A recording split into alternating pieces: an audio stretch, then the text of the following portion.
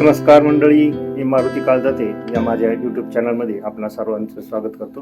आज 9 ऑगस्ट श्रावण महिन्यातल्या पवित्र अशा या पौर्णिमेच्या दिवशी आज रक्षाबंधन. दरवर्षी हा सण न चुकता पवित्र अशा या श्रावण महिन्यामध्ये भावा बहिणीचं पवित्र नातं वृद्धिंगत करण्यासाठी आवर्जून येत असतो आणि या सणाची भगिनी आणि बंधू वाट पाहत असतात. श्रावण या पवित्र महिन्यात येणारा हा राखी पौर्णिमेचा सण महाभारताच्या काळापासून आल्याचं बोललं जातं. असं म्हटलं जातं की श्रीकृष्णाच्या एका जखमी बोटामधून रक्त वाहत होतं आणि तेव्हा त्यावेळी द्रौपदीनं आपल्या अंगावरचं वस्त्र फाडलं आणि त्या वस्त्रानं त्या जखमीवर त्या बोटावरती ते बांधलं, त्यामुळे ते रक्त थांबलं. तेव्हापासून रक्षाबंधन हा सण चालत आल्याचं काही लोक सांगत असतात.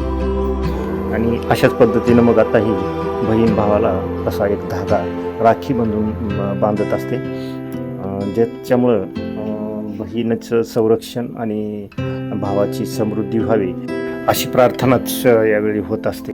ही राखी किंवा हा दोरा बांधताना बहीण भावाचं दीर्घ आयुष्य मागत असते आणि यावेळी भाऊसुद्धा बहिणीच्या रक्षणाचं वचन देत असतो आणि एखादी भेटवस्तूसुद्धा बहिणीला भाऊ देत असतो. हा उत्सव किंवा हा सण फक्त कुटुंबापुरता मर्यादित राहत नाही, तर याच्या अनुषंगाने निर्माण झालेल्या नात्यातही तो साजरा केला जातो. यातून एकमेकांविषयी आदर वाढत जात असतो आणि समाजातील विविध घटकांमध्ये आणि समाजामध्ये प्रेम वाढून एकोपा निर्माण होण्यास त्यामुळे मदत होत असते.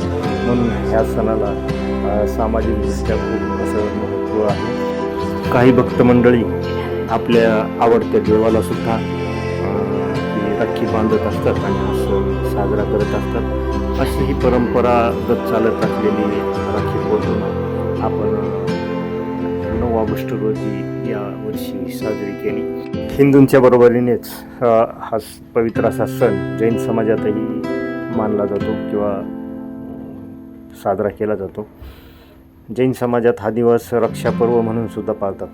या दिवशी जैन समाजाच्या मंदिरामध्ये अनेक ठिकाणी भरपूर राख्या ठेवलेल्या दिसून येतात. तसंच काही ठिकाणी या सणाबाबत वेगळा उल्लेख आढळतो.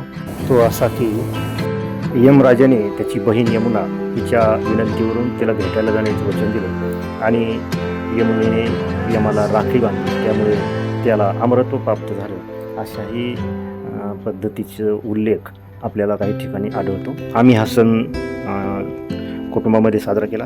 आपणही हा सण साजरा केलाच असेल तर आपण कशा पद्धतीने साजरा केला आणि या प्रसंगीच्या काही गोष्टी आपणही मला कमेंटमध्ये शेअर करू शकता. आपल्याला हा व्हिडिओ कसा वाटला हे नक्की कळवा. नमस्कार.